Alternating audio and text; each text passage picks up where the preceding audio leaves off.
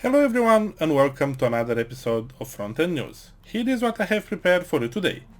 Mozilla releases Firefox 68. Netlify launches its analytics service. Facebook open sources Hermes. There are a couple of notable software updates I have to mention. And I'm introducing today a new section named Developer of the Week. So stay with me until the end to find out all the juicy details. All this being said, let's get started.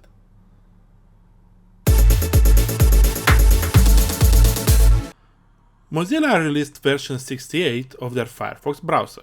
The company continues to make good on their promise to deliver a more secure and private browsing experience, as the update includes a number of security fixes, together with a list of recommended extensions that have been thoroughly reviewed for security, usability, and usefulness.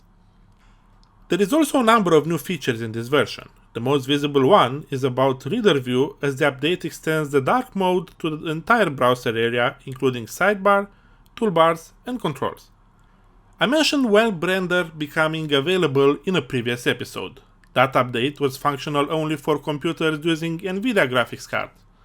Firefox 68 extends the support to include both Intel and AMD GPUs, making Web Render functional for everyone using Windows 10. Enterprise users now have an extended range of available policies, making it easier than before to customize the browser to the specific needs of each company. For example, IT managers can now customize or disable completely the new tab page, can turn off search suggestions, or can manage extensions by ID and by website. Developers were not forgotten either. There is now the option to run a full-page color contrast audit that identifies all elements on a page that fail color contrast checks. There is now full support for the CSS scroll stamp module, as well as the new option where website-specific workarounds are listed and may be toggled off. Full details about this update can be found in the links down below.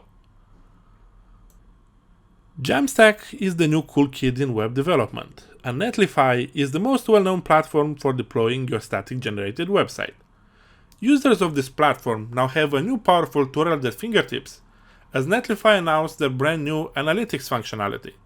What puts this service ahead of all its competitors is the fact that it's server-side only, without any client-side JavaScript or any other tracking tools. The data is collected from the HTTP requests via the application delivery network, which serves your website traffic. I think everyone is on the same line as Chris Coyer of CSS Tricks. Analytics that I don't have to install, have zero impact on the site, and accurately measure everything regardless of JavaScript running. Sign me up, please! The Analytics website can be enabled straight from the dashboard for any site deployed to Netlify, and it costs $9 a month for each website. Hermes is an open source JavaScript engine optimized for running React Native apps on Android.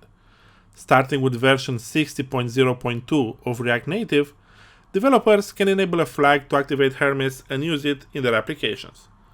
Facebook claims that, and I quote, "For many apps, simply enabling Hermes will result in improved startup time, decreased memory usage, and smaller app size." Closing the quote.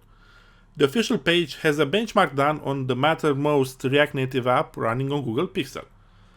Time to interaction went down 2.29 seconds, from 0.43 down to 2.01.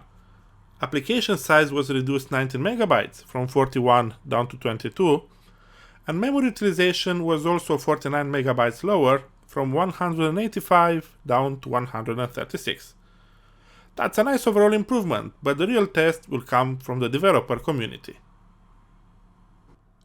I have two major software releases to tell you about.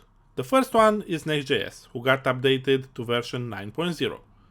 The second one is Standard.js, who recently got updated to version 13.0. There are also two minor patches that were released right after that, making the current version 13.0.2 at the moment this episode was made. I am opening today another section of the show, the Developer of the Week, where I will present people who do great work in building a better web for users and a better industry for developers. I want to start this section today with Rachel Andrew. She's an invited expert with the CSS Working Group, a Google developer expert, and one of the main forces behind the development and integration of CSS Grid. She has her name on the cover of 23 books as of this moment, and countless articles published all over the internet. Rachel is now the editor-in-chief of the well-known Smashing magazine portal, and she loves to speak and write about layout in general, and especially CSS Grid, as well as all the ways you can use all the great new CSS features while supporting older browsers at the same time. Rachel also loves running. She's planning to do 3 Ironman triathlons in 2019, and she's also studying for her private pilot's license for small aeroplanes. Now, how awesome is that? If you want to get in touch with Rachel, to hire her services, or to invite her to speak at an event, the best way to do it is via her website at rachelandrew.co.uk. Question of the day. Who is the next person you would like to see mentioned in our new Developer of the Week section? Please leave your recommendations in the comment section or on twitter.com/frontendnexus. Like this video if you liked it, and share it with your friends if you loved it. If you want to see more content like this, as well as tips, tricks and advice on how to build a successful career in front-end development, don't forget to subscribe using the big red button down below. Thank you for watching, and I will see you next time.